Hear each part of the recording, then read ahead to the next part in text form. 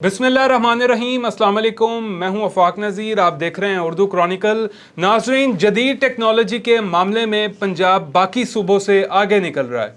जंगली हयात और बका के ख़तरे से दो चार जानवरों और परिंदों के तहफ़्फ़ुज़ के लिए पंजाब हुकूमत की जानिब से एक अच्छा इनिशिएटिव लिया गया है, जिससे काले हिरन और तिलौर का जदीद थर्मल टेक्नोलॉजी की मदद से पता लगाया जा सकेगा।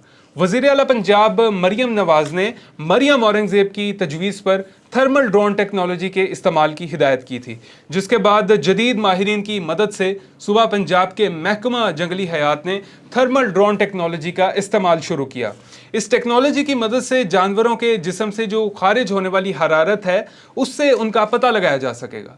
Punjab wild life and parks department ने इब्तदाई इसके इमेजेस भी हासिल कर लिए हैं, जिसमें आजमाइशी AI टेक्नोलॉजी की मदद से काले हिरन की तस्वीर हासिल की गई हैं।